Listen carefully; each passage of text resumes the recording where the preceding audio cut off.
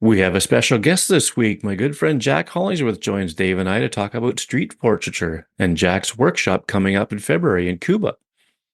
If a street portraiture workshop in Cuba sounds interesting to you, you might want to listen to this episode because Jack has a special offer for two of the podcast listeners. We won't be doing our recent photos this time, but instead we'll look at some of Jack's portraiture and hear the stories behind them. All this coming up.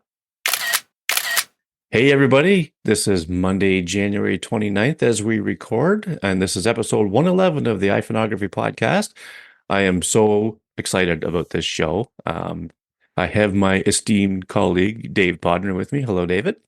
Hey, Greg. Always glad to be here, especially tonight. Oh, yes, absolutely.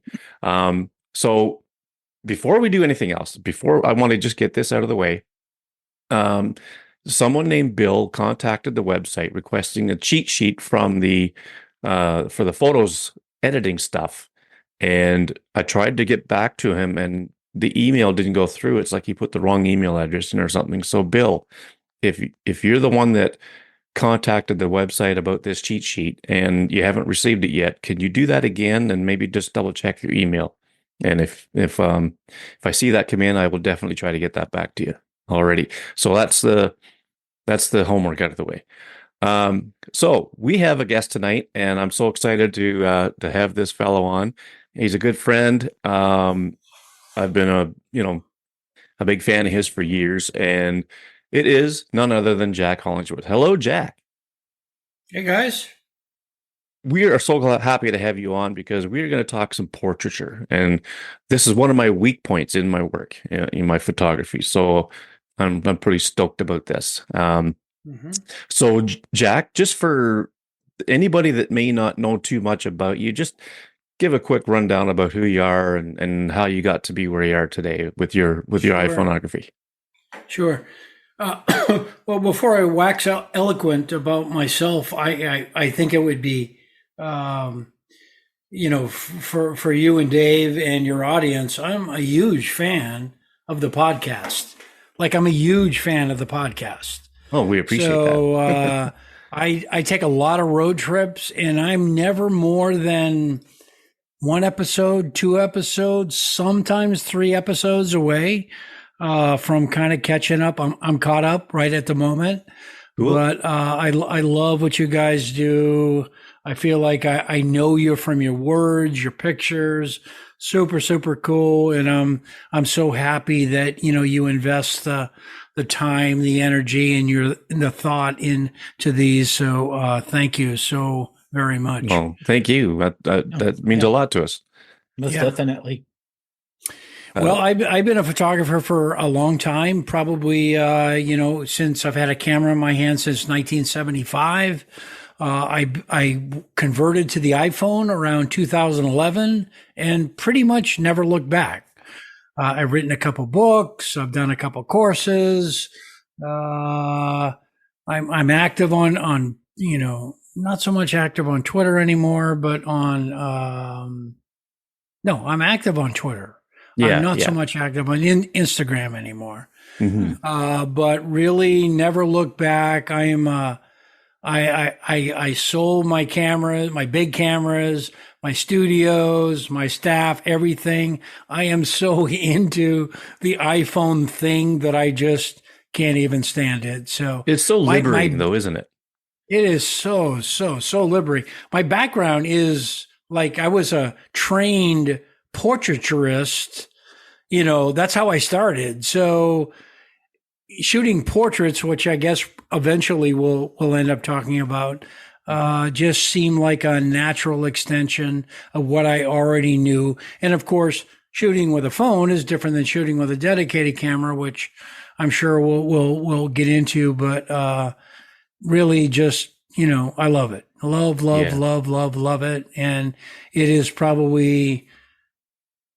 I don't think I've this is like crazy. I've been doing photography for coming on 50 years, 50, dude, 50. Yeah. I have never been more emotionally attached to my photographs than I am today. And that has to do with the iPhone. And you have the enthusiasm of a child who just loves to do stuff. and that is just infectious. When I hear you talk about it, it just you know the enthusiasm is just so much there. It's just right in our faces, and we need that. We need that in this world, that's for sure. Now let's get the elephant in the room out of the way here. Let's talk about your stats of how many photos you've taken with an iPhone, because this just impresses me to no end. Yeah, I don't think you'll believe me because every time I talk about it, it always sounds kind of braggadocious, but it even impresses me. I mean, since February 18th, 2011, I have shot over 1 million iPhone photos on That's 10 crazy. different devices, on 10 different devices in over 50 countries of the world. Now, I haven't shot a million great photos. I haven't even shot a million good photos, but I've shot over a million iPhone photos. And I mean, bottom line, I kind of know what works and what doesn't work on Yeah. these handheld devices. So yeah, it's exciting, and I'm passionate. Yes, obviously I'm productive, I'm prolific, but it's just I work it. I work it. Yeah. Yeah, and that's an awesome statistic. Very impressive in my mind. Uh, and I've seen you at work, not in person, though I just absolutely would love to sometime. But in your intentional photography workshop that you're or course that you did with Moment, you and John Gill went to Cape Cod, and I got to tell you, man, it was just like I was there. The Mm-hmm. way John filmed it, you Mm-hmm. know, I don't want to give too much of it away because I want people to actually see this. It's just an amazing experience just to even watch it. Um, but to see you at work it makes me want to get out, even in this crappy weather we're having here in Mm-hmm. Canada right now, and just shoot stuff, Mm-hmm. take pictures of stuff. Um, so can I just talk real quick about your courses on with that you've Sure. done for a moment Sure. and with John? Well, I mean, I would agree with you. It probably, of all the pieces of content that I've created in 10 years, by far, that was my favorite. And it had to do with, as you say, the great John Gill, a Yeah. Scottish filmmaker, and who I had to, twist his arm to get to Cape Cod. But we just had a blast. We hung out at my dad's house. He doesn't live there anymore. And we pretty much had just almost perfect weather every single day, except for I think one, it rained. And we shot from sun up to sundown. And he shot everything on the iPhone. And, with John, it was kind of, and I don't mean this to sound arrogant, but it was like seeing a video person of myself. It was just like, Yeah. Yeah. I don't see many like video people that speak my same language, but John did. Hmm. So I like can I feel the let him connection you go. guys had.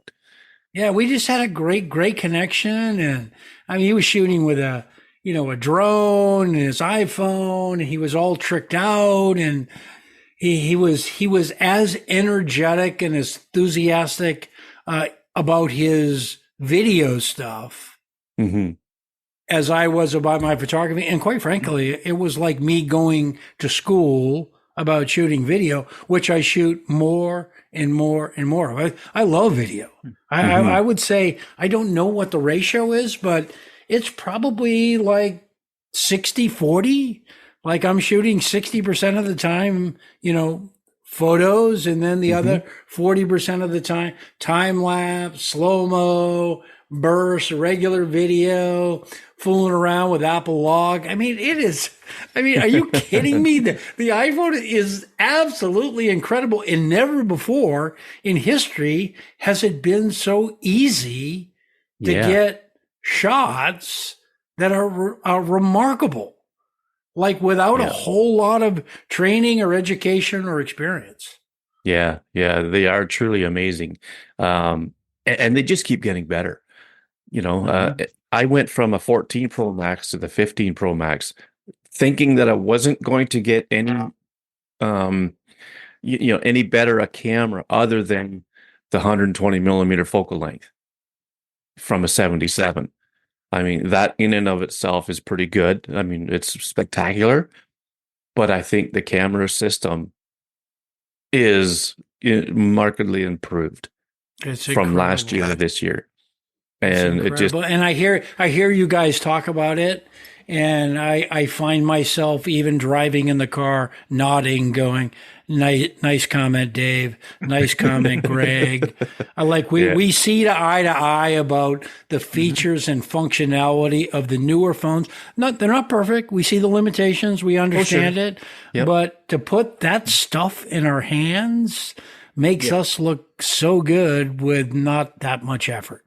Yeah. Yeah. Oh, yeah, exactly. Yeah. And you know, something. Oh, I was sorry, just going to say, was- Dave, about you, when you Yeah. went from your iPhone 10 to your 13 Pro, Mhm. I noticed a difference in your work almost instantly because you had, like, I guess you could say, a better tool to work with. You know, Right, your less creativity seemed, limitations. Yeah, less your limitations on creativity, it. yeah, your creativity seemed to get better.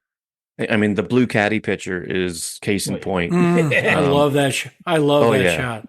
I love that and shot. and Yeah.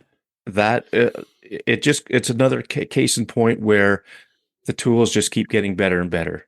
And I can't wait to see what you do next year. When I think it's next year, you're going to get the 16. Next And- year or late this year. Dave, Yeah. Dave, you're a hell of an editor too. I Thanks, just man. Thanks. I find that Greg is the same with you. I mean, you guys like have a really like it's not a casual knowledge of the craft or the trade or the business of iPhone photography. You have a true insider perspective in shooting, editing, and sharing that's refreshing. Thanks. Well, thanks. Really, Yeah, really I appreciate think that. one thing that helps, just like you with your million photos, is doing it. You know, there Yeah. you can take a class, you can see a website, you can watch videos, but until you go and say, okay, I'm going to try this, it may be successful, it may not be successful. Mm-hmm. It may be something that is so unsuccessful, I'm deciding just to get rid of it because it's just not going where I want it to go. You know, I kind of equate it to like a sculpture where you're starting off with a piece of clay and you're adding it here, removing it here. And after a certain amount of time, you get to the point of this, I not only doesn't not match what I wanted to, in my head, what I want to put out, there's no way for me to match it. So I'm just going to shove it aside and start fresh. But like the one I posted one last night at 10:30 at night. It was a picture, and it was like, you know, it was one of those, oh yeah, I'm tired, but I just got to wind down. So I did some editing while I was just winding down in bed. And I even posted, said, yeah, I got to get to sleep after putting it. I saw that picture, Dave. Now I'm going to ask you, is it frost on a window? It is not. Oh, it's a very abstract image, Jack. Oh, It's very man, abstract. Dave, and very Dave, colorful. Not frost. Not frost. It's actually not even a window. Okay. Yeah. Like it's so abstract, it's hard to tell what it is. But I thought it was like a window with these blinds, like vertical blinds. And I thought it might have been frost on the window. No, it was originally a 9x13 shot. Mm-hmm. So it was Okay. a vertically. Mm-hmm. That's a weird long aspect one. ratio. Yeah. Well, instead of like widescreen 13:9, it was like it was actually a picture of a road, and I wanted to get puddles in the road, so I needed kind of a long narrow shot that would turn out vertical. Hmm. So Cool. I used the 13:9 but vertical a good amount. Mm-hmm. And when I started to edit it, it kind of looked, I saw one thing that kind of looked like there was a road with a support. I just in my sent it to you, mind. Jack. So, and unfortunately, when I tried to post it to Instagram, Cool. being that narrow and that tall, Instagram kept chopping it off. So I put it in Snapseed and I used their Smart Expand to make it square. Okay. And the things on the side are the smart expand. Yeah. I also think they look nice. They'd actually kind of had that, like you said, like a blind effect or almost like a stack of cards effect that made it look a little different. Yeah. So, folks, if you're listening, it's going to be on your screen as we were talking about it on your iPhone screen in the podcast app. So, in case you're wondering, what the heck are these guys going on about? So, but anyway, so yeah, I mean that is like Dave's editing is off the charts sometimes, and it's just I'm a little envious of it because I don't sometimes I can't create stuff like that in my mind, and I'm just gonna have to start throwing sliders around and see what I come up with. I'm more like you, Greg. I would have to. I'd be the first to admit that Dave's got a leg up on us in terms of being a kind of conceptual sort of a dude. Yeah.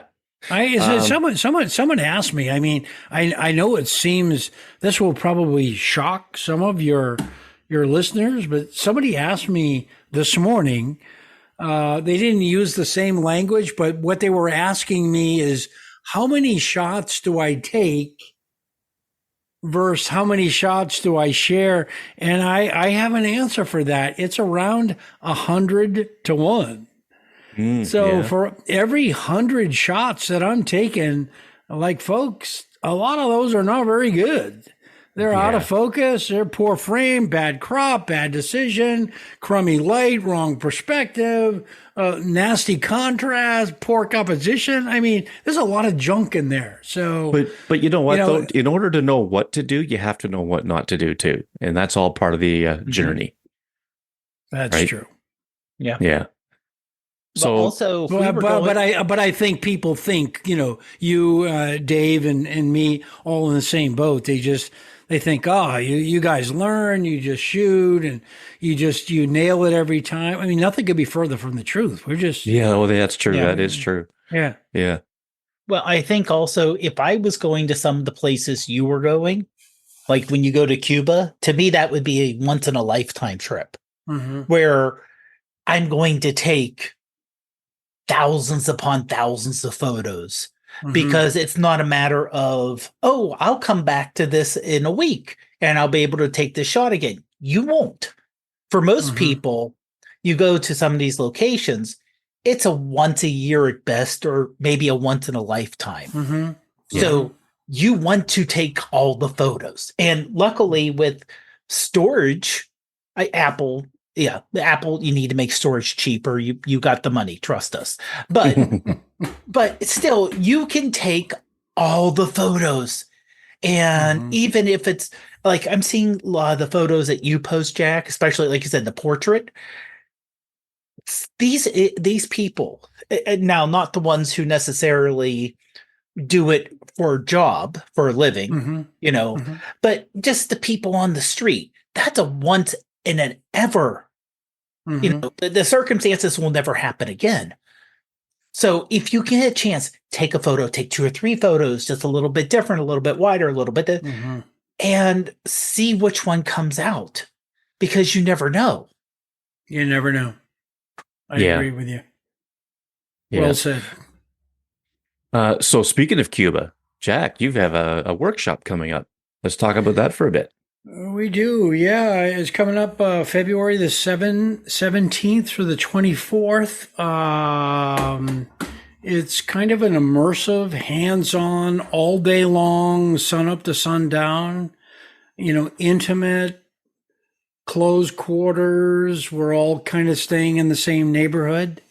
We only have like a handful of people signed up. We had 10 that were interested, and for one reason or another they dropped out. So it is a trip of a lifetime. This will be I don't know, my third trip in 2 years, and it has become one of my favorite locations. Now we're going to be shooting street portraits, but also architecture, travel. As Dave said, food. Culture, tradition, sunsets, rooftop views of the skyline, just kind of a little bit of everything. And we'll be featuring how to shoot street portraits, which is kind of, my specialty. And people will see how I do it. I will coach them how to do it. I'll teach them the pitch, what I use, the words that I use. We have two local guides, a husband and wife team, Yurka and Wilbur, who I adore. They're like children of mine. So, yeah, it's going to be great. It's going to be great. And I think that, Greg, I said to you, I'm sure you shared it with Dave, but, I love this podcast so much. I mean, I really, really, truly, sincerely love this podcast so much. I'd like to kind of offer sort of a 50% scholarship to anyone in your tribe that wants to come to Cuba, because I want people like the people you talk to come to Cuba. And I don't have all the details, but Greg and, Dave, you can kind of work that out. Yeah. Well, and that is so cool, Jack. And we can't thank you enough for that. We are going to ask that anybody that listens to this podcast contact the website and just mention iPhone Jack in your correspondence, and it'll be entered in to win. And I think it's in 1 week from the time. No, in 10 days, I think, from the time this is released. I'll put it all in the show notes. But I had it all figured out. I will do a random draw, and I'll do a screen recording of it to make it legit. And then those two names will get picked, and I'll let them know. I'll let you know who they are, and we'll get everybody connected up somehow. And but that's a hell of a deal. So I wish I wish Dave and Greg, I wish both of you didn't have full-time jobs, because it would be great for you guys to come. I'd love to hang out with you at some point. It doesn't have to be Cuba, but some point somewhere, and kind of shoot together. That'd be a blast. Well, if you're ever in Toronto, you let me know you're coming, and it's not that far. It's only 2.5 hour drive for me from there. But, there you go. But yeah, I can't wait to actually meet you someday and shoot some stuff and just hang out. And I think it'd be a blast. So, okay. So the workshop in Cuba, it's going to be amazing. We got some rapid fire questions for you, Jack. Between Dave and I, we picked 5 questions each, so it won't take too long to go through these. And then we're going to look at some of your portraits that you've taken in Cuba in the past, and we'll talk about them. So the first question is one of mine, and it's you kind of just touched on it when you talked about your pitch. So what does your pitch sound like when you want to take someone's picture in Cuba or wherever it is? People are so shocked, and this will sound so ingenuous and so insincere and almost kind of like fake, but I would just, everything in me, tell the people that you're photographing as little as possible, period. So, and I say that because I've shot with hundreds of iPhone photographers, and I see them work on the street, and I watch them approach people, and it's like, hey, I've got this project, I'm doing this, and I've got a new camera, and I'm doing this, and I have some background in photography, and I'm doing this, and I'm trying to get this composition. Oh, and I shoot light, and it's backlight, soft light. I'm like, oh my God, are you kidding me? My pitch is something like, hey, you really, I'm sorry, you got a minute? I love the way you look. Would you mind if I take your photo? Done. That's it. And then if they ask question, if there's a follow-up question, then I tell them the next part of the story. Oh yeah, I'm working on a book or a project, and I try to get portraits on the street. If they keep asking questions, then I tell them more. But the pitch is, you look so cool. I love your hair, your ears, your eyes, your nose, your shoulders, your jewelry, the color of your clothes, something. Yeah. And would you mind if I take your photos? And like well over 90% of the time, that's all you need. It's That's that simple. cool. Yeah. Yeah. Keep it that's simple. all.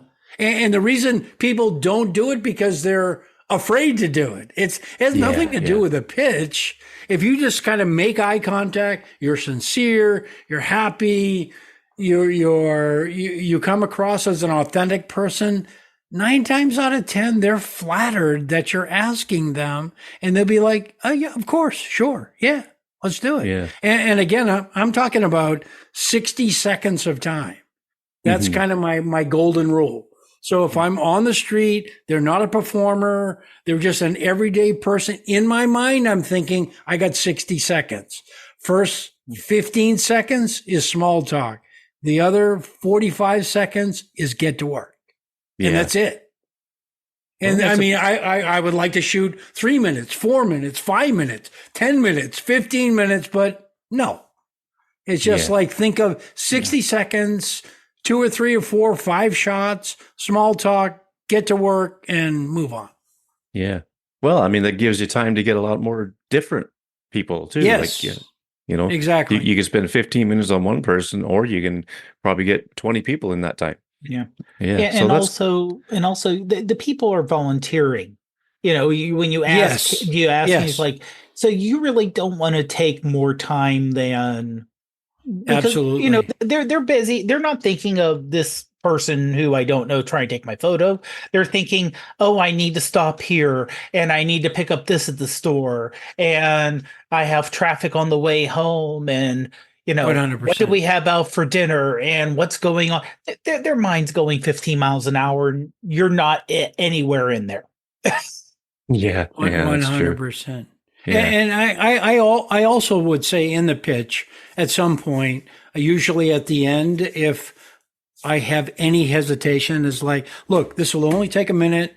And I see that you have an iPhone. I'm happy to share these shots via AirDrop as soon as I finish. And that's usually like, oh yeah, okay, yeah, okay, done. Yeah. And then I don't show them anything during the shooting process. I wait until the end, and then I'm like, hey, check this out. Like I'm showing them, I'm going, that's kind of cool. Mm-hmm. Oh, did you turn AirDrop? Because most of the people don't know how to use AirDrop.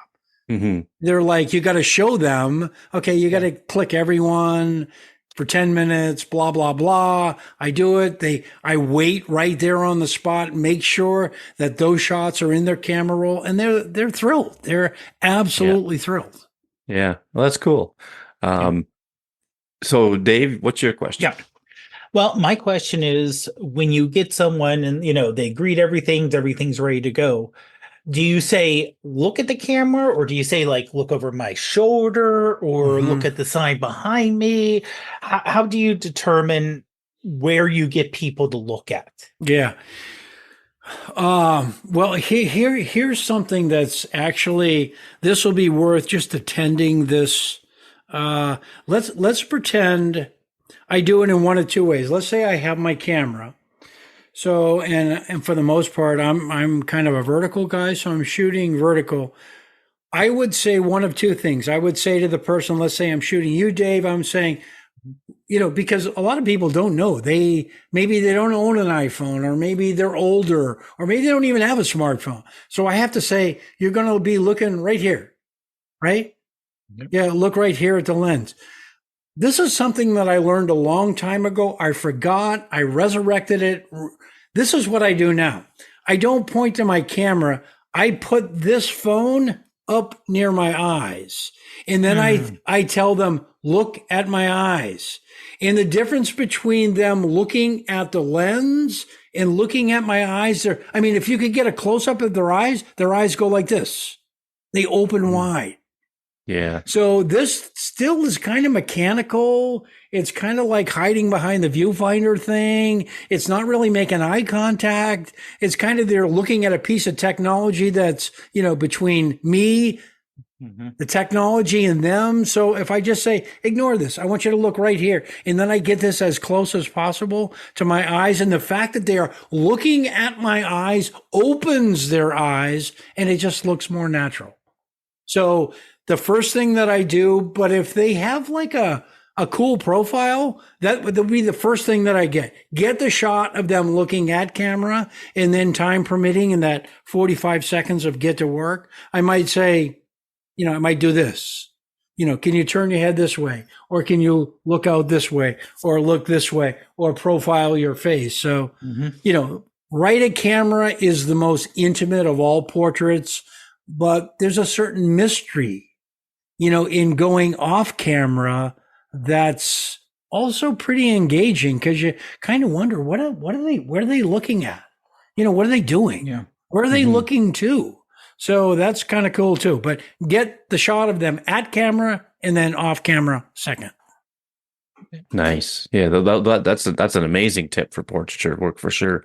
I when somebody tries to take my picture, I usually try to look at the lens, but yes, I'm going to definitely suggest that whether I do it or somebody else is taking the picture, that they should hold that camera up near their eyes, and I can look at them, and they're going to get a lot better portrait for sure.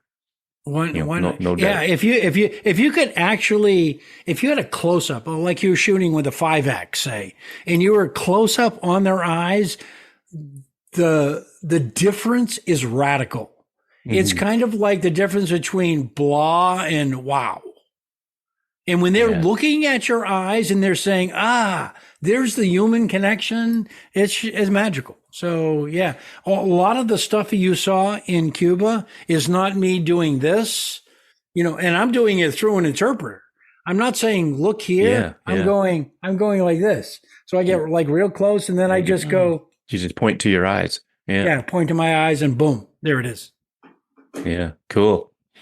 So next question for me is, how do you handle exposure for different types of skin tones? Like you shoot a variety of people from different ethnic backgrounds. So that has to be a somewhat of a challenge, I would think. Yeah. And I love that question. And I particularly love that question coming from, pros like you and Dave.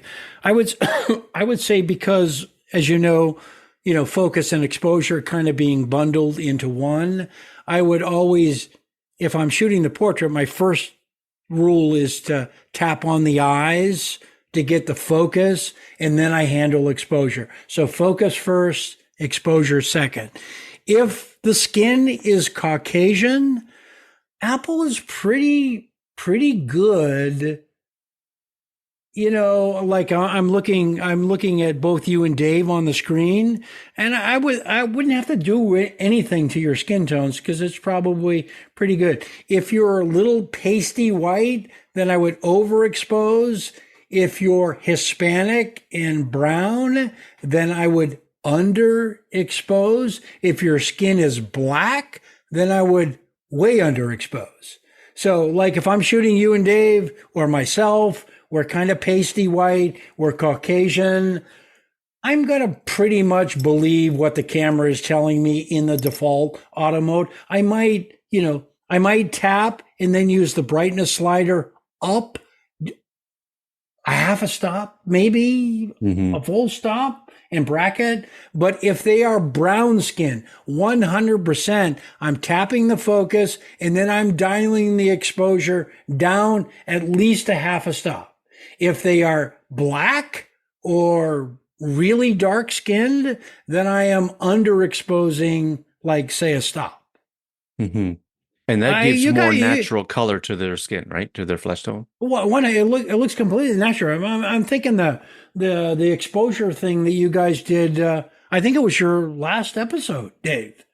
Where you talked about kind of shooting white. I mean, it's trying to get white out of the iPhone is a challenge. So if you see somebody that's pasty white, it's the same thing. Then you're going to need to tap on their eyes to get the focus, and then use the brightness slider to slightly overexpose. I would say for most of my portraits, I'm pretty good at nailing it in camera. I don't do a lot of post-production on the face, but if I were, then I would use some combination of exposure and brilliance to kind of boost up the highlights. and the exposure values of the face. So Caucasian skin, you can probably get away with the fall. If you got brown skin, underexposed, half a stop. If you have black skin, it looks more natural to darken it, probably from a half a stop to a full stop, underexposed. Yeah. Well, that's some good information right there. That's for sure. Okay, Dave? And I would kind of follow up on that. You really hope that the companies, both Apple, Google, traditional camera companies, just get better at that. Because they're better. They're better than they used to be. 100%. They're definitely better than they used to be. Because you hear people who are African American a few years ago, 4, 5, 6 years ago, say, someone took a picture of me and the camera made me 5 tones lighter. Yes. Because the engineers predominantly are light-skinned people. Yes. So they didn't, and it's not malicious. It's just more. It's not intentional. Yeah, no. But it's still something they didn't even think about saying, okay, how's this? The camera looks good for people who look like us. Well, how about people who don't look like us? Yep. They're getting better. And Apple and Google are definitely getting better. And hopefully, as years go on, we won't even have to think about this. Mm-hmm. You won't even have to think, okay, well, I'm going to have to compensate for the camera doing things. Mm-hmm. Like you said, for darker skinned people, you have to underexpose. So hopefully in the future, it'll all be taken care of. You won't have to worry about it. But I saw a few reviews of the new Galaxy camera that just came out and people comparing it. And the reviewer was medium brown skinned. I'm not sure where he was from, but he wasn't Caucasian. Mm-hmm. And he said, yes, the camera did this and the iPhone does this to my skin tone.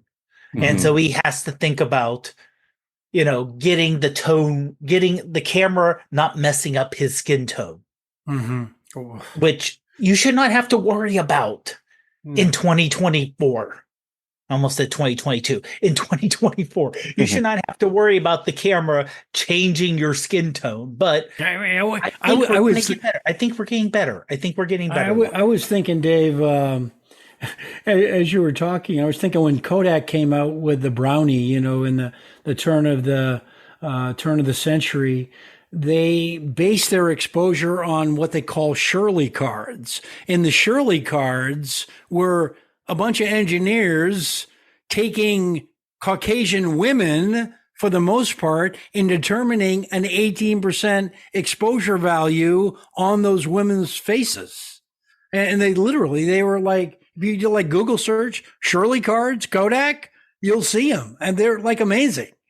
So yeah, we've come a long way since the 18% gray Shirley cards, but we have a long way to go. Yeah. And brown people and black people, they just look better with that exposure dialed down, not up. Yeah. White people, Caucasian, go up, dark brown, go down. And I think a lot of it has to do too with the surroundings. You put a picture of a brown skinned person with a lot of, bright area around them. Well, the camera's going to try to, not neutralize everything. Good point. So that's going to throw their skin tones off. Right. So, you got to expose for the skin tones. So, my next question, and this is not necessarily for like your candids, because if you're doing a candid on the street, you're just getting the person as is. But if someone, like a friend, says, I want you to do a portrait of me for, maybe they'll use it on their social media or a resume or LinkedIn for something professional looking, or like I said, even if they're, someone who just wants to make a nice portrait to put out there. And of course, the thing that most people want to have is a thinner face, because they know in their mind what their face should look like. And then because I actually had this experience last year, because we got new official photos at work and they brought in a photographer. They had to sit down. We have a little studio at work for video work. So it was the studio. He had the his DSLR on a tripod hooked up to a Mac, doing all this. The photo that came out basically made my face look round. Mm. And I'm thinking, okay, I know I'm not skinny, but my face doesn't look like that. Mm-hmm. I know what my face looks like. That's not it. And when friends and acquaintances and family want us to take their photos, they want it to have, not necessarily artificially make it look thin. No, I totally agree. But you want to make it look, you don't want to get that.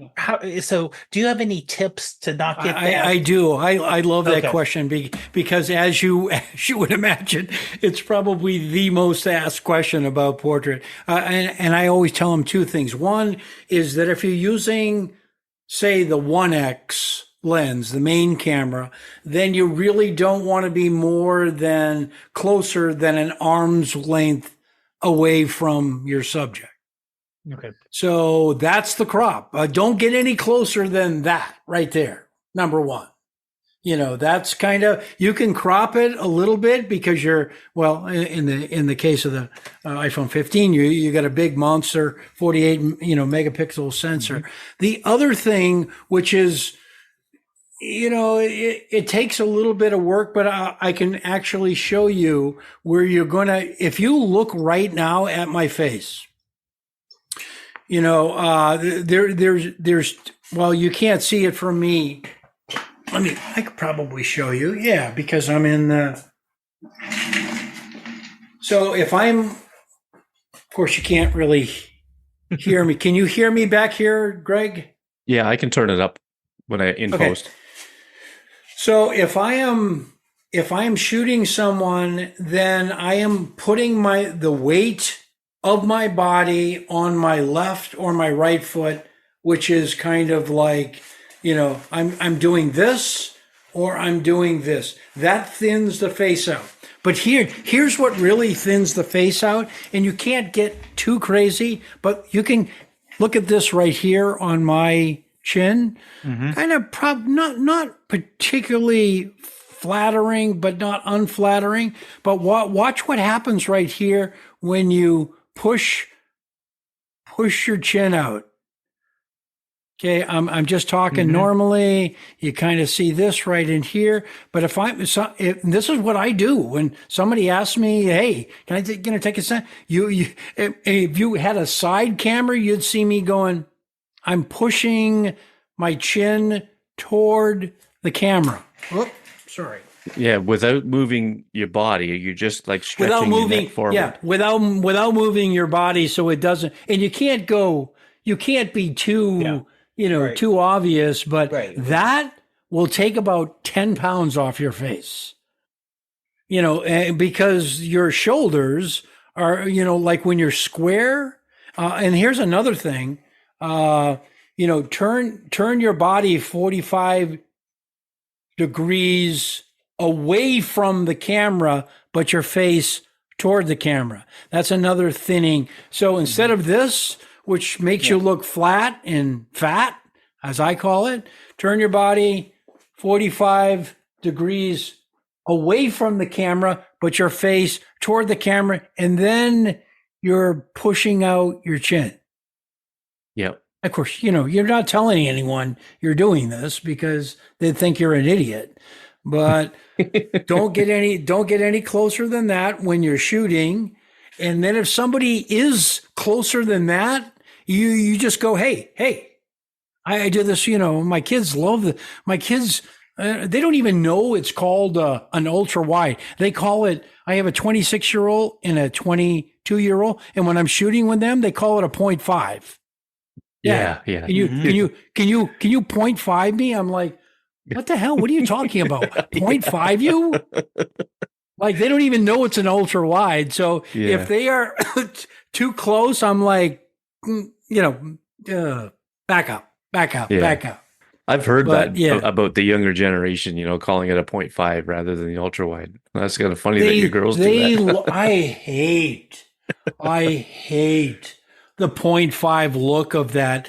They like it super exaggerated. They think it's funny and comical, and the face is huge and I'm like, oh my God, that's the worst shot I've ever seen. Yeah. Like, but they're like, no, that's pretty cool, Dad. So on the note of cameras, camera selection, that's my next question is which camera do you use for your portraits as a rule? It will sound very traditional. I tend to shoot most of my single portraits in vertical, and then a couples when there's two of them, I'm also shooting. And then when I go 3, I'm turning the camera to horizontals, and then of course, a family or a family group, then I'm of course horizontals. But I would say 9 times out of the 10, I'm using the 1X. It's a better camera. I never shoot a portrait with a 0.5 like my children. But I might shoot the 2X on the 15 Pro Max, but it's an inferior resolution. So I still like the 1X. It gives me a big monster file. So if I need to crop in, I crop in. The 0.5 is just, the 5X or the 3X on the Pro would be the same thing. The 5X on the Pro Max is a little too much. Unless you're way back. Yeah, if way I'm back, standing back at the door. And by the way, I am like you guys. I am absolutely infatuated with the 5X. Yeah. It's not perfect, but I think it's the flagship feature of the 15 Pro Max. Yep. And it's awesome for portrait if you're way back. So I would say the lens that I use the most is the 1X, and I'm generally not cropping it, and it seems to do the trick. Yeah. Okay. Cool. And portrait mode. And I use portrait mode sparingly because I'm really super picky about the edges. Actually, you can see right here. I'm on continuity camera.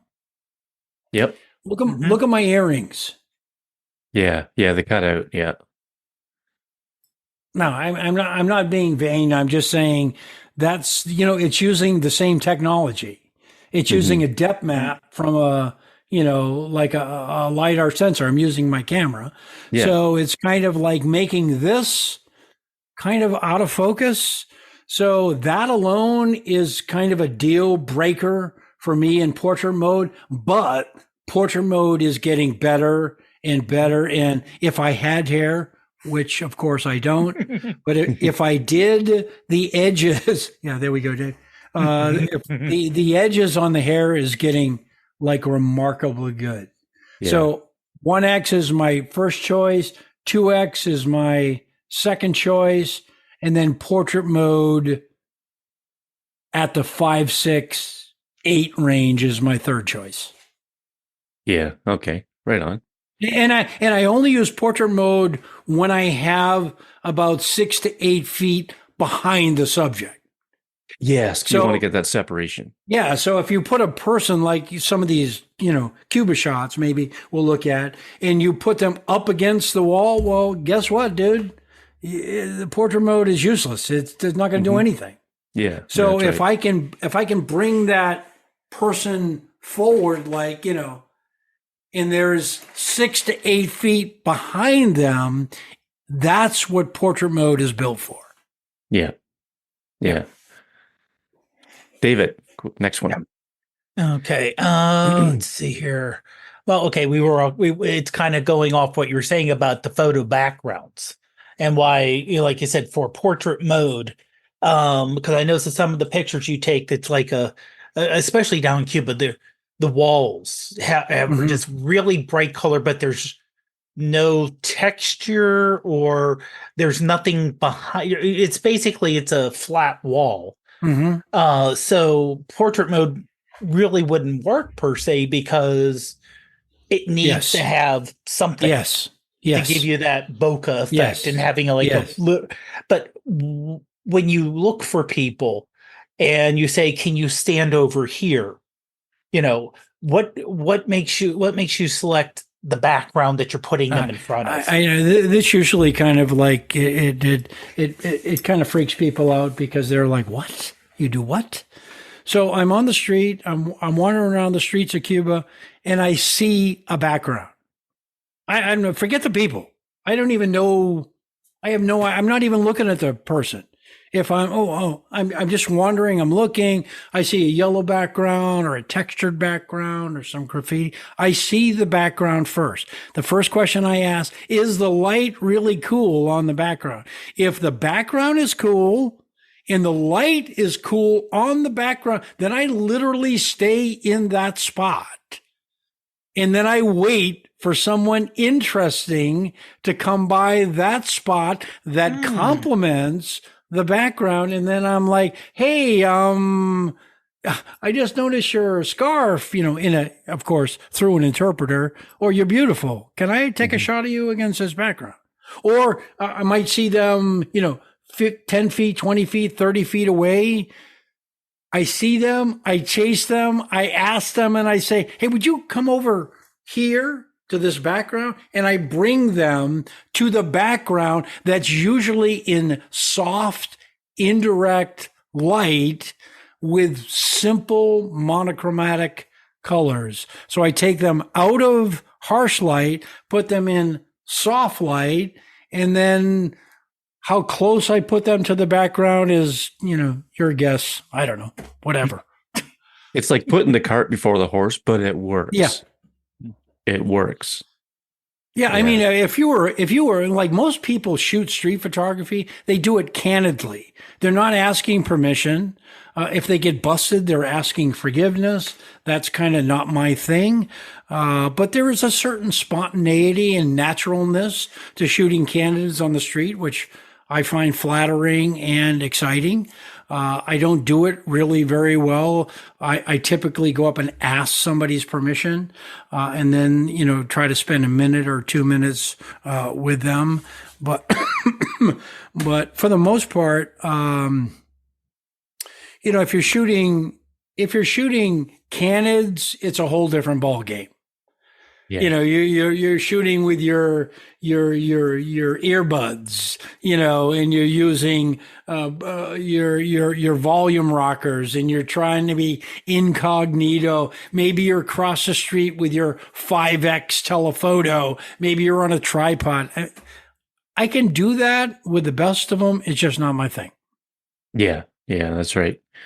Okay, so I think what we'll do now is we'll look at some of your shots, and these will be on the phone screen for people to view while we talk about them. And just let me share my screen with you guys.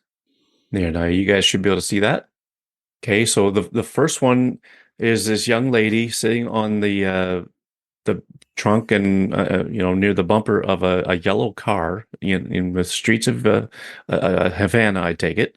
And so kind of give us a little bit of the story behind this one. Yeah, that's kind of funny. I think she's the only probably professional in this group that you've picked from what I'm looking at. So she was a professional model, a friend of our guides that I paid, a day rate. Not really that much. And I had her for like 2 or 3 hours. She came to our apartment with 5 different outfits.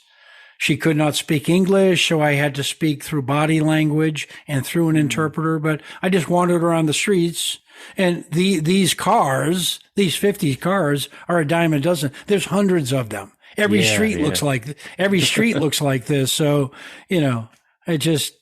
I think in this case, this was her idea. So I was just, instead of directing, I was just following, and I would just let her do her thing. And again, we don't, she couldn't speak English.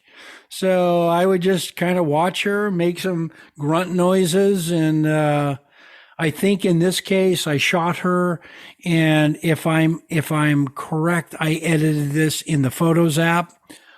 using one of the filters dialed down a bit. I don't know which one. I can tell you. Looks like it might be Drama Warm, maybe. Yeah, something like that. Yes. Yeah. And I never use the filters. When I do use the filters, I never shoot with them, but I do occasionally edit with them, and I never use them at 100%, usually more like 25, 30, 40%. Yeah. So yeah, it was a pretty simple shot. And I think this is a great example of not a portrait. I'm using the 1x lens. I'm obviously way more than I'm at least 2 arms length away. And that's kind of what it looks like. Yeah. Yeah. Well, it's a great portrait. You can almost call it an environmental portrait because it really shows the environment around, where she is, and it gives you a real, the essence of the location really comes through in that portrait. Mm-hmm. So the next one we got is this young fella. Mm-hmm. Yeah, I'm trying to remember. I also like this. I'm glad that you liked it. I'm pretty sure I found this background. I think that I had just bought our guides an ice cream cone, and they were devouring it. And I was hanging outside of the store, and this was the blue wall on the outside of the ice cream shop, and there was a whole bunch of kids, probably high schoolers. Mm-hmm. We ended up buying all of them ice cream, actually. Oh, nice! And I got a whole bunch of shots because I bought them an ice cream, and this was one of them that I liked. This was probably, it looks like, I was shooting with a 14x, so there's no 2x on the 14, right? It was probably the 3x 77. Is that right? Yeah, on the 14 right. Pro, there is a 2x. Yeah. Okay. So this looked like I'm on my 14. That's right. It has the virtual. The 14 and 15 have a virtual 2x. Yeah. On the main. The virtual. Yeah. So the 3x is an optical thing, right? Mm-hmm. Yeah. The 2x is a crop because of the 48 megapixel. Yeah. So the 3x. This is definitely a. Well, actually, I could tell you. Swipe up. Yep. 3x. Okay. So that's a 77 millimeter, and I'm a good arm's length away from them, and just kind of head and shoulders. This head and shoulders is the go-to crop for most of my portrait work. And I would say for anyone that does portraits, as you widen the shot of any portrait, you have to really, like, this is the easy shot. There's nothing there. It's just him. It's his face. It's his eyes. You got that cool reflection in his eyes. He's got a cool outfit, not much emotion. You kind of wonder what he's thinking about. But as you widen this shot, if I shot him wider, I have to pay attention to the background and the focus points and what else is in there. So this is when you're just starting out on the street. This is probably the easiest crop. And you don't really ever want to, well, not never, but for cropping, you don't want to crop at the joints. And the joints might be the wrist, the elbow, the neck, the waistline, the ankles, that kind of thing. So this is somewhere in between his joints for a crop. And this would be a head and shoulder shot. Yeah. Well, just the clarity of the image that the camera did is just absolutely stunning. Mm-hmm. I mean, you can almost see every pore in his skin, it's just amazing, the texture in the hat. And that's where, the photonic engine comes into play, with 100%, with all the different stuff that it does. I call it Apple's secret sauce, and it's just amazing. Yeah, and also Dave too. With that gentleman, it's kind of what we were talking about before. Is I don't know. I don't have it. I don't have the EXIF, the metadata on it. But I am almost dead shore, this would be the perfect shot to dial that exposure down a quarter to a half a stop, so his skin looks brown, not not white. Because if he, it doesn't look normal. So the darker the skin, the more you have to use that brightness slider down. And I don't know what that one was, probably about a half a stop down. Yeah. That's obviously a case in point right there for that whole concept. Yeah. And also just having, I'm sorry, Greg, I just the different, almost color block, if you will. Yes. With the turquoise, the pink, the black of the hat, the greenish, if you will, greenish tinge to the shirt. Yeah. The black straps of the backpack and in his skin tone. But they're kind of separated in different parts of the image. So it isn't like there's reds everywhere. The pink is only on his hat. Any kind of blue turquoise is only in the back. So it's more of a striking look to it. It's a cool hat. I've never actually seen a hat like it. Look like sneakers. Yeah, right. Yeah. Cool. Yankees paraphernalia, right? Exactly. Yeah, that's cool. So this young lady, she is an artist, I would say, by the looks of that.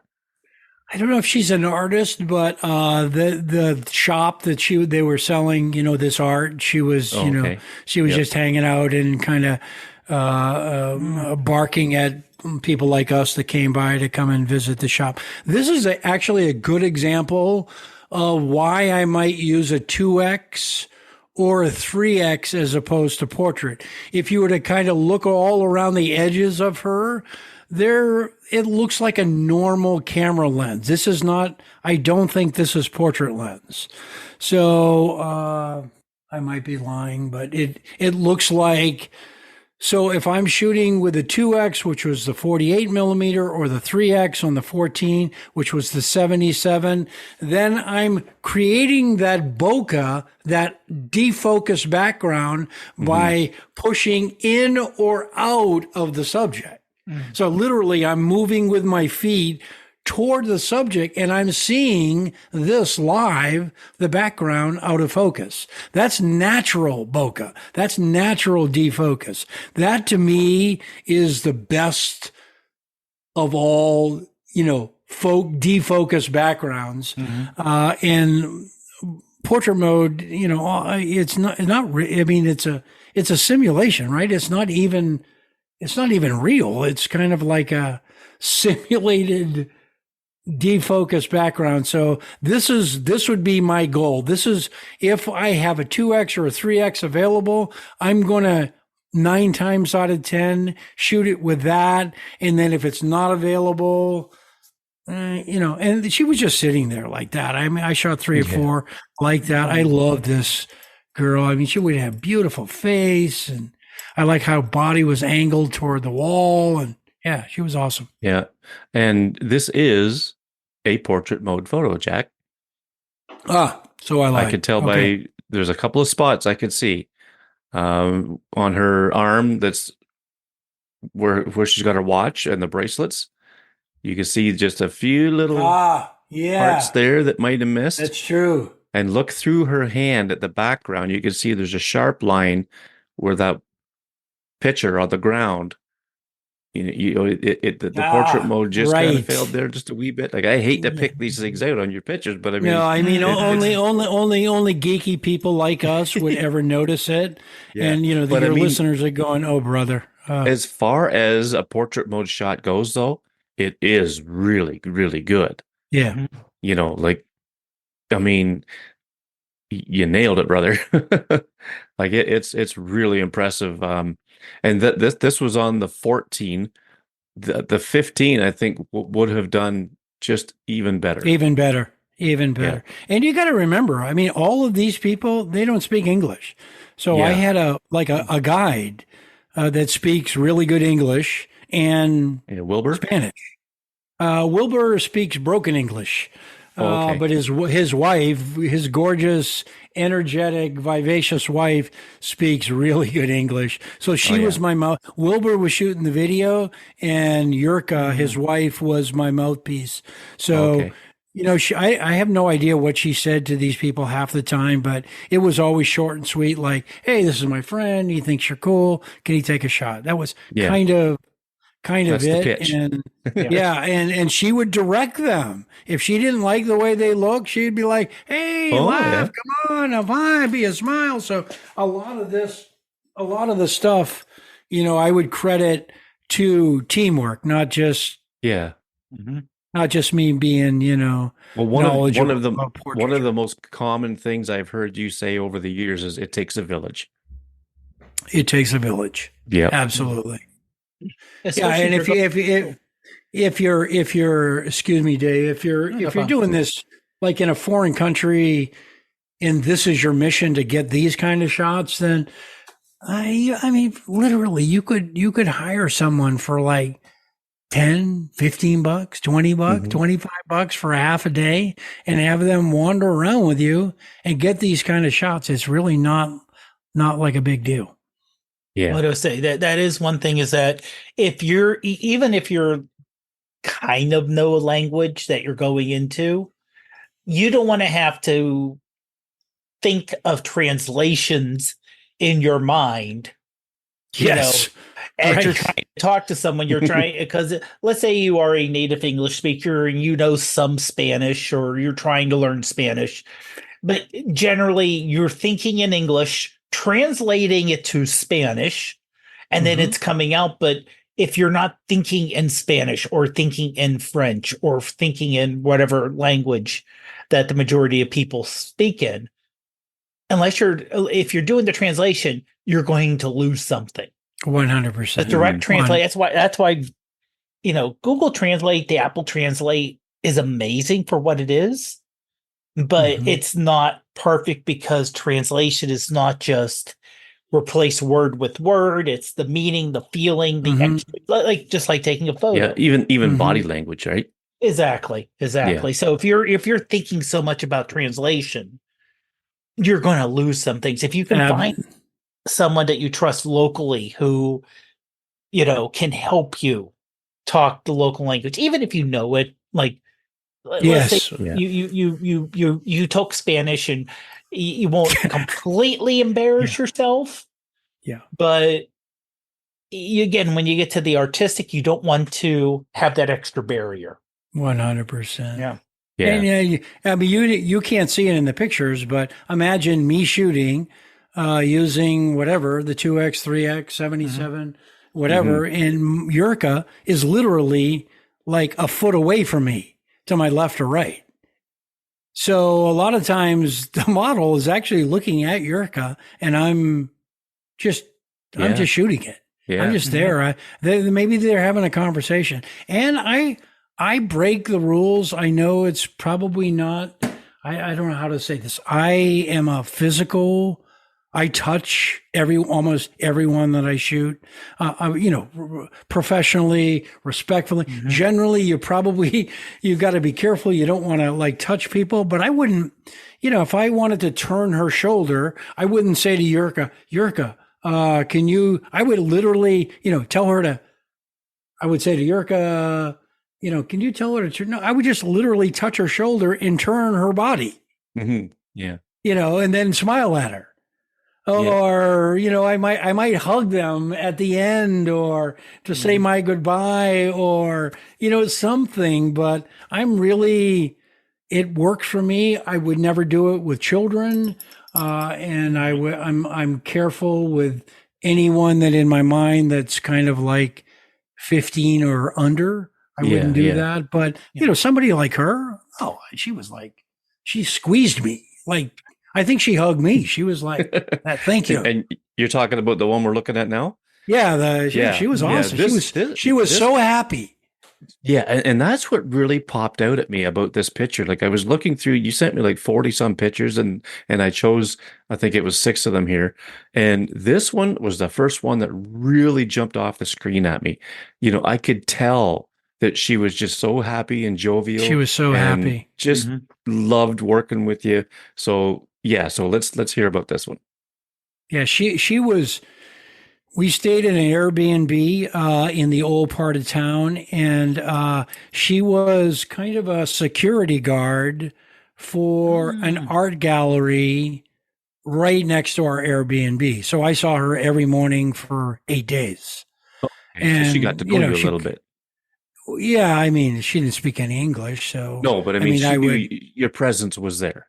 She knew, and she smiled, and I would tap her on the knee or on the shoulder. And I didn't shoot her until the end. I knew I would get the shot. I knew she was there every morning, and the beautiful red door, great soft light. I knew I'd get my shot, so I wanted it to be special. I just kind of, small talked for the first 4 or 5 days, and this was the last day. And I probably have, 5 minutes of content of her sideways, forwards, tighter crops, looking off camera. She was great. She was great. Yeah. Yeah, you could just tell. I mean, she looked like she was enjoying the moment. The only thing she knew is that she was getting her picture taken, and that seemed to be all that really mattered. Yeah, and this is slightly underexposed. I don't know if you're looking at the EXIF. I'm not sure what it says, but that would look like. It's almost a little bit on the bright side now that I'm looking at it. So I would probably, to make that even more natural, I probably would darken it just a little bit. Yeah, no, it's just a lovely, wonderful portrait, and the color really, like her, whether it's a blouse or a dress, I'm not sure which, but it looks like it really goes with the door very well. Yeah. And her hat is a nice complement to the color scheme and everything too. And the lighting on her face is just so soft and it's not overblown or anything like that. It's really cool.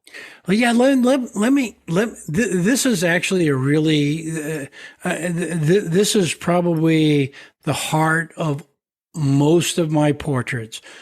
I'm shooting in indirect light, so I'm shooting basically in the shade. Yeah. But it's not normal shade. It's what I would call open shade. And open shade is when you put the model in the shade, but their body is open toward the light. So imagine this small street, right? And like in front of her, 20 feet in front of her is like a bunch of buildings with a bunch of harsh light on it, right? If I took her across the street and put her in that harsh light, this shot would be so ugly. Yeah. So I put her in open shade, and open shade is I bring her to the edge of the shade. Yeah. You see what I'm saying? And she is open to the light, or she is open to reflected light. So although highlights on her face is bounced light from the other side of the street to her face, this is open shade. And this, if you can find it, if you're aware of it and you understand it, it's the heart and soul of kind of how I go about street portraiture. Yeah. So open shade, put them in the shade, but open their body in their face toward the light. Yeah. Yeah. Yeah. That's a really good tip. These folks. There you go. Oh, there's the team. Yeah. Yeah. So yeah. I really like this shot. I thought it was cool. Yeah. She is. So the guy on the left, Wilbur, I met through Twitter, and he shot everything on the iPhone. I think he had a newer rig. He might have had a moment lens. We were using the Ulanzi J12 wireless audio kit for all our stuff in Cuba. I think there might have been a Ulanzi LED light that he used on occasion. But he was the video guy. And then his wife, Yurka, was the lovely woman that basically helped me get every single shot that you're seeing here. Yeah, yeah. And I knew who they were. I knew who they were when I saw this picture, and I thought, no, they got to get some of the limelight too, because they're they're a very integral part of your experience down there. They're super cool. Look, they're so attractive, both of them. He kind of fancies himself as an international mustache model. Not really. Yeah, yeah. There you go, Dave. There's a look for you. Yeah, there you go, Dave. Get the little up curl going there with the mustache. Well, when we were on the street, somebody stopped him and asked if they could take his picture. So it sort of became a joke that, okay, he's going to be an international mustache model. Yeah, there you go. His wife just kind of rolled her eyes like, oh, brother. Like most wives, that's right? Awesome. That's awesome. This last one, I love this. It was another one of the ones that really jumped off the screen at me. Gosh, I just love the color of his jacket and his tie. Yeah, this was a street performer. They're in plenty. So these are people that every day have 3 or 4 outfits. They just go to the street and they pose for tourists. So.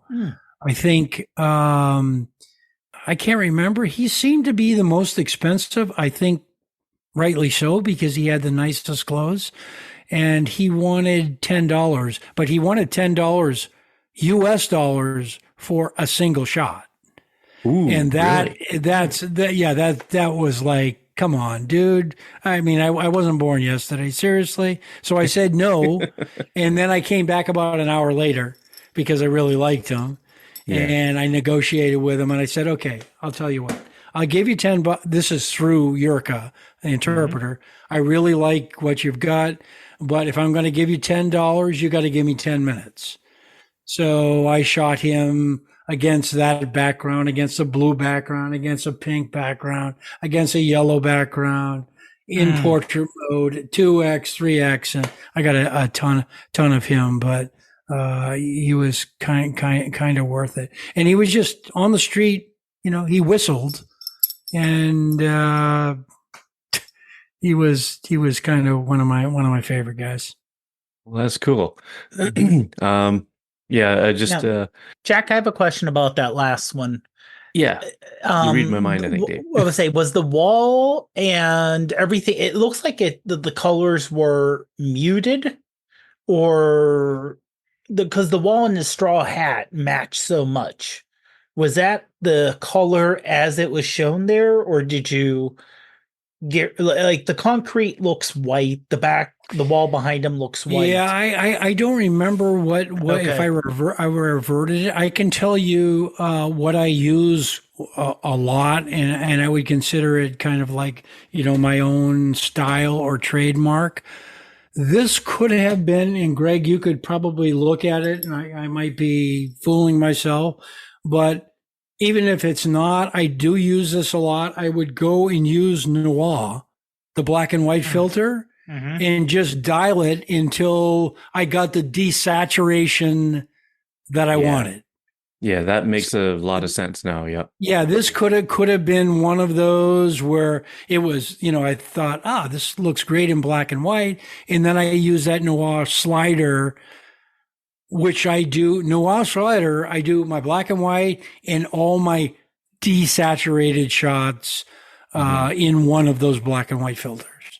Yeah, yeah. And now it makes sense to me how you got this look, for sure. Because normally his skin would have been more predominantly colorful. Yes, than it and is there would have been a background. There would have been a color to the background. I think it was kind of like rose, I'm thinking the rose looks a little muted. Yeah, but it's a nice effect. Yeah. It really works. It really does. All right. So, Dave, did you find any portraits to? I did. I put it in the shared one for the podcast. Okay. Can you text them to me real quick? Because yep, no problem. I have a different photo library open. Oh, sure, no problem. Let me. Boom. Boom. Boom. Okay, should be getting it any second here.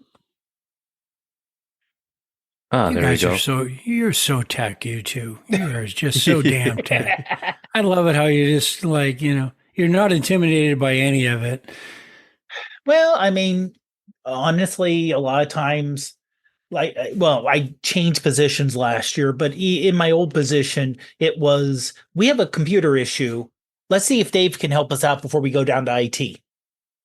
Yeah. Because we can get a quicker answer than, and it's not, our IT people are absolutely amazing at work, but they're 10 pounds of in a 5-pound bag in Right. terms of how much work they have to do.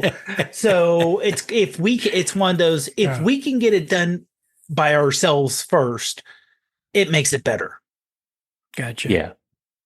Okay, I will share my screen again. Okay. Okay, you should be able to see Dave's first shot here. Yep. So that's that's my cousin Lily. She's adorable. Oh yeah. Yeah. Absolutely adorable. And I'm trying to remember if I took this, but I did check, and it was taken with an old phone of mine. I'm just trying to remember if I took it or Ruth took it. Because we were both there at the same time. But yeah, this was definitely portrait mode. This was an iPhone 10, and just out eating and just getting her with the French fryer in her mouth. That's awesome. I love how it's complemented with the purple hair.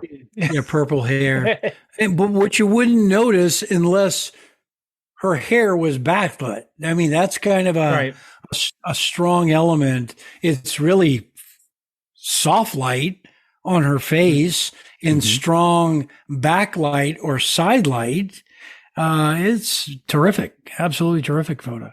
And I think compositionally, and great emotion, and there's a story going on. It looks like she's munching a cheeseburger with bacon on it, or well, when you're that young, you can have the fries and the bacon and the cheeseburger and the the drink and all this. Exactly. You don't have to worry about it, like unlike when you get older.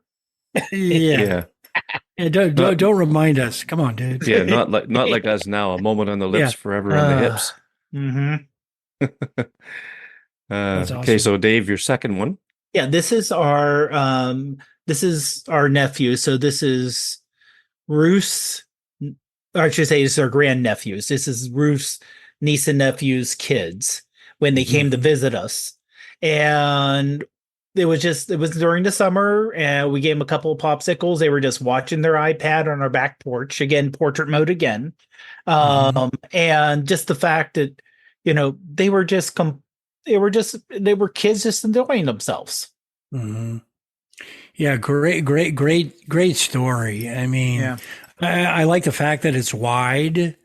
So you get a sense of, green and context and neighborhood, and, adding the popsicle adds kind of summertime. And then you have, looks like some kind of iPad. So you have technology and sandals and porch. I mean, it all works. It's really nice. Cool. This, by the way, is difficult for me. I see this kind of stuff in my everyday life, but I don't shoot enough of it, quite honestly. I mean, it's kind of, I'm more your setup, permission-based portraits, right?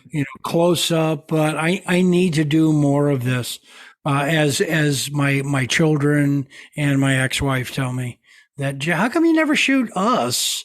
When we're I'm like, because I'm enjoying you. I'm not enjoying the photo. Come on. Yeah. But great shot, Dave. Very nice. Thanks. This screams like summer vacation to me. Going to visit, relatives and that type of thing. Yeah. Yeah. Great expressions on their face too. And they're tack sharp. They're tack sharp with a nice kind of background blur from portrait mode. So really lovely. So we'll jump to my niece here. This was on this was out at my parents' place during Thanksgiving one year, and I believe this was with my 10s Max, and I'd used portrait mode. It was I want to say maybe just before dinner because the days were pretty short then, and the sun was going down, and she was out walking around outside, and she loves getting her picture taken. So I said, Leia, look over here. And she just looked at me and wham, I took it as soon as she looked. I didn't give her time to react or anything. I just took the shot.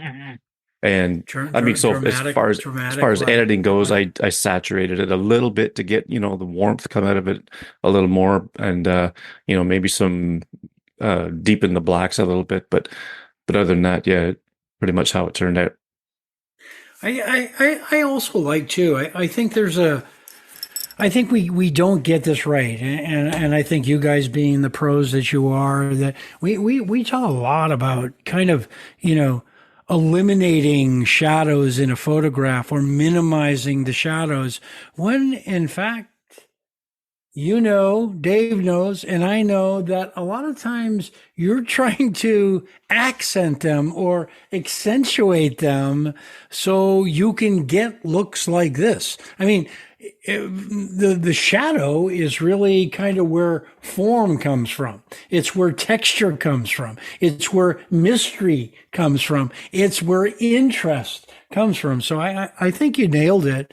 And to me, what I like about it is that, you have really strong side light, and that you've exposed for the side light and you let the shadow side go dark. Yeah.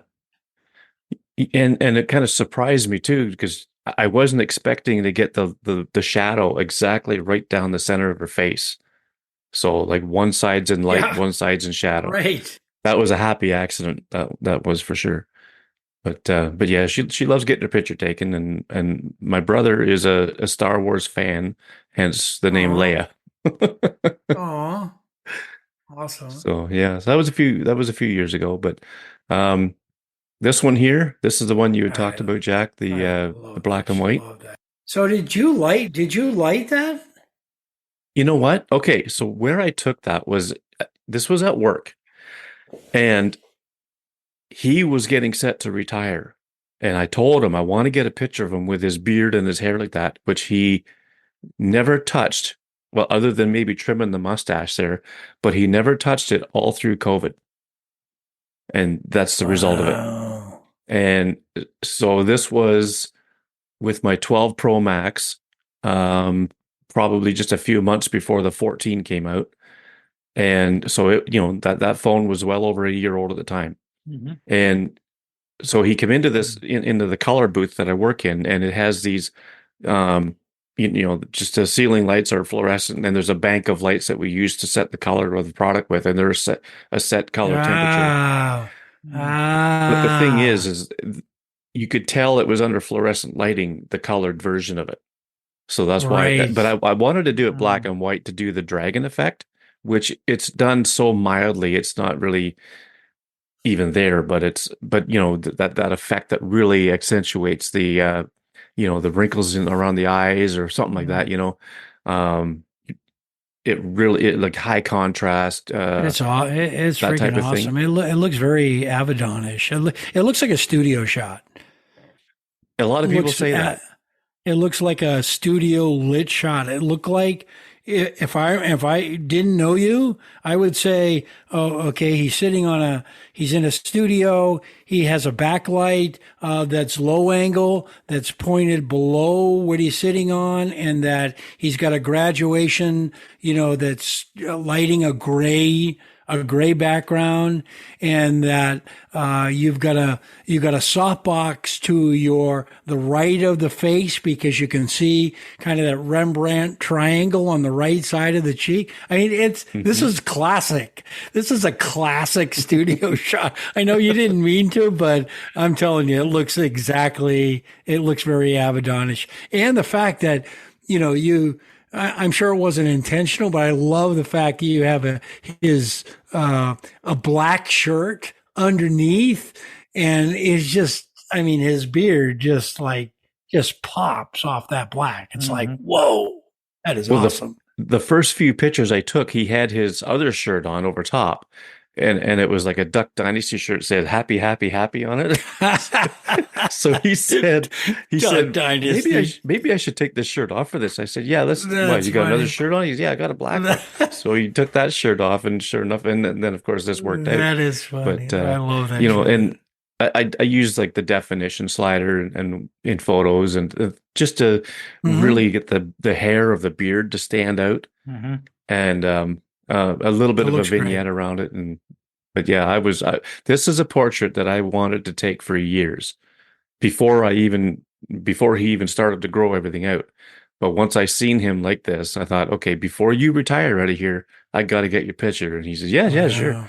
And so I said, can I post this online? He said, you could do whatever you want with it. Oh. So, Wow. he's, and the funny thing was, is I printed a few 8x10s out for him, and I took him in, and his wife worked there too. And so he would stick them in her shelf because she hated it. He would stick these other prints in her shelf. So every time she turned around, she's finding a print of him with his beard. Okay, so it was more that she didn't like him in that beard. Yeah, she couldn't stand the beard. But you know what? As soon as he retired, he shaved it all off, got his hair cut, totally new man. So well, good job, guys. Good job, man. Yeah, thank you. Yeah. So, well, that was an awesome conversation. So glad you were free to come on tonight, Jack. It's always a pleasure talking to you. I'm going to put links in the show notes for the workshop and your website, your Twitter, that type of thing. And is there anything else you wanted to plug before we call it a night? I don't think so. Just a really joyous night with two friends and two pros. And again, I repeat the way I started. Thank you for all you do for the space, iPhone photography. Thank you for this podcast. I'm a huge fan of you guys and follow everything that you say. And like I was telling you early, Greg, I feel like I know you. Both of you. Oh, absolutely. And, we never physically met, but I'm like, I know those guys. Yeah. I know their families. I know what their interests are. I know their hobbies. I know what cars they drive. I know where they live. I know everything. So, awesome. Well, as far as cars we drive, we both have new vehicles recently, so I don't know. That's what I hear. Yeah, that's what I hear. So Dave's got a new Kia, and I'll use the Canadian pronunciation, Sportage. Yeah. Which, by the way, Dave, my boss just bought one, and he really likes it too. Oh, cool. Same as yours, except it's gray, not white. But and I'm driving a Toyota Tacoma. Awesome. So you got a taco. We got a taco. Yeah, my wife calls it a coma. I just paid off my my last payment was last week of my 2017 Jeep Renegade. So now I'm trying to go. Am I just going to drive this into oblivion and not make any car payments, or am I going to trade it in and get a new Jeep? I've got my eye on one, but I kind of like the idea of no car payments for a while. Yeah, it's 6 of one, half dozen the other, isn't it? Yeah. And you know what though? That Jeep is somewhat the star of the show of that Cape Cod. It is, isn't it? Course. It is. It's in a lot of the shots. And it's John loved it, man. He was like, "You were the guy. Do that again, man." He was like a crazy man. I love the color of it. I love the color. But, anyway, well, thanks for having me on, guys. Do appreciate it. Yeah. Anytime. And I'll be in touch with you as far as who the winners will be for the scholarship. And again, thank you for that. That's much appreciated. Awesome. And we'll look forward to chatting again sometime soon. Sounds good. You guys enjoy the rest of your evening. Right on. Thanks, Jack. Okay, man. Thanks, okay, Jack. Bye. Alrighty, Dave. You want to just tell everybody real quick where they can find you? Sure. I'm pretty much on social media as ProfPod, except for TikTok, where I'm ProfPodPGH, and posting a little bit of everything. So Alrighty. You can find me on, well, go to about.me/McMillan. That's where all my links are and whatnot. And um, man, this was a great show, Dave. I was so It glad he was was, coming yeah. on. I mean, we got schooled. I mean, he has so much experience and experiences where, at least I Oh can say yeah, from my end, I will never have. yeah. Same You here. know, I mean, I don't want to say never. You know, it's one of those never say never, but I don't see me going down to like Cuba. And even if I did, I don't. It's not my personality to go and say, I'm going to hire someone to go around with me and take these wonderful photos and work with people and talk. That's, I don't, I mean, it You works know, great for him. that type of trip is not for everyone, that's for sure. Right. Like, I mean, Right. I work with people who, I mean, some guys are down there right now, some guys just got back from Cuba, but they go to the resorts. They don't go to downtown Havana and take pictures like you and I might Right. do. You know, so their idea of a vacation would be different than what we might do. Um, but it's just, you know, it's just excuse me, it's just the cost, right? The cost is a big part. Um, for me in Canada, it's a lot more than for somebody in the US, I would think. Uh, Not I mean, necessarily.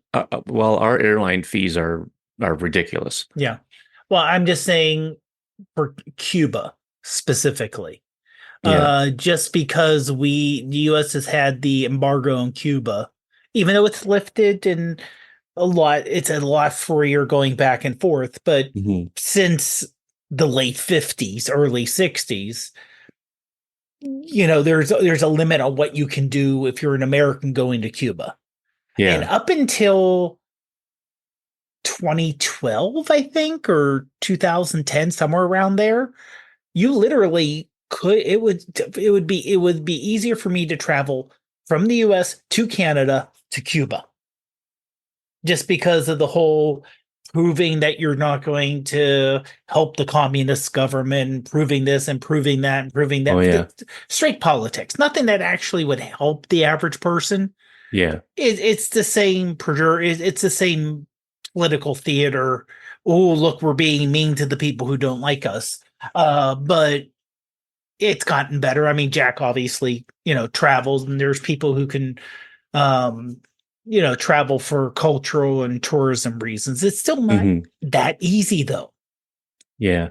Well, I So, mean, I would love to shoot, you know, with him, and I just hope sometime he comes to Toronto. I mean, whether he would ever do that or not, I don't mm, know, but eh, um, it would.